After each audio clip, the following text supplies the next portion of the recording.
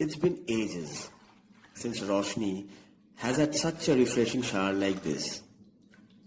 It has been really hectic in the recent past, and Roshni realizes that she needed this me time. The bathtub is so tempting that it never crossed her mind that it's been an hour of lathery fornication. Roshni doesn't want to come out, but today is her last day in the house. She's upset with the fact that she has to leave today. Roshni loiters around while drying her hair with the towel. She likes the tranquility in here. 3 bedrooms, a dining room, 2 attached bathrooms, a kitchen, and a drawing room.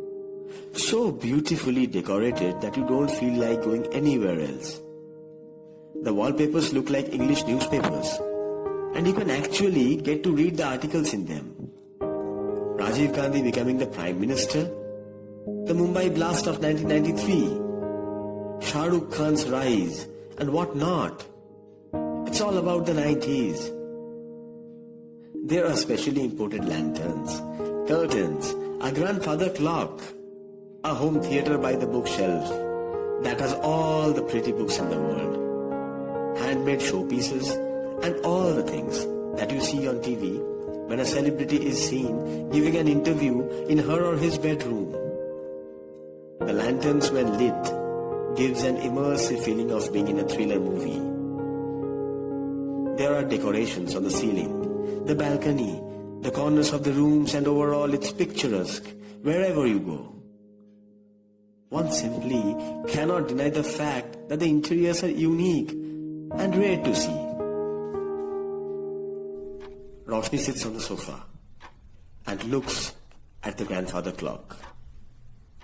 It has been tirelessly on time since the birth of humanity. It's 5 in the evening. The pendulum is the source of only sound in the midst of this serenity. She looks out through the window. The sea beach looks alien. The water is hitting the shore hard, but the sound is somehow not audible.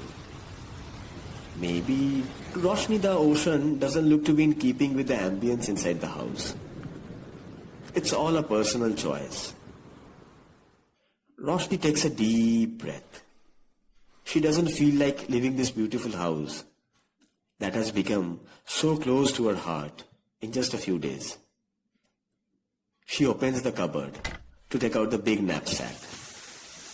There's this red bag. She takes that out too. I think this will be enough, she thinks inwardly. She takes the necessary clothes, showpieces, all the items received as gifts, and everything she considers necessary. Yeah, 2 bags are enough. It won't be easy to carry them, but she doesn't have to. Karthik will come anyway. He said he won't fail her this time. A year later. She is done with packing excepting the last moment essentials. She looks around once again and goes to the balcony and leans on the railing. The ocean waves are hitting the shores hard. This side of the beach is a bit isolated and remains empty most of the time. Her life has been just like those ocean waves, a tireless struggle, a struggle for life. She feels like a heroine in the movies, just like the way a Deepika Padukone or an Alia Bhatt is seen with their hair playing with the wind, with a dim light falling on their faces. Roshni is having her moment. She feels beautiful. A car horn breaks her reverie. The car was meant to honk thrice. That would mean Karthik's arrival. Yeah, and there goes the horn for the 3rd time. Roshni puts off all the lights. She can see Karthik waiting for her inside the car. Roshni heaves a sigh of relief. Roshni loads the bags inside the car and sits beside Karthik. Good to go. smiles Karthik. Roshni gives her the nod. This remote part of the city offers a great romantic ride.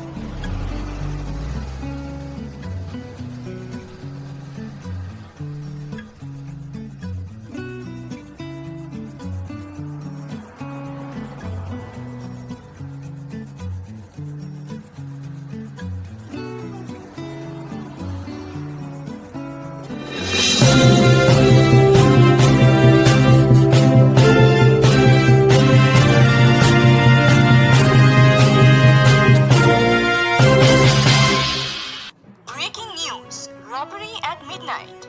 Athena Gomes, a Goa resident, reported of robbery on return from her 15-day vacation from England. It is believed that the couple thief that absconded last year has yet again set chaos in Goa. I didn't realize initially, but once I went in, I saw the shower running. I clearly remember having closed the main tap. I opened and checked my cupboard, and I found out that my essentials are missing, along with the knapsack and the red bag I bought from Italy. The thief didn't spare even the lantern, which I bought from Spain. Cries out Miss Gomes.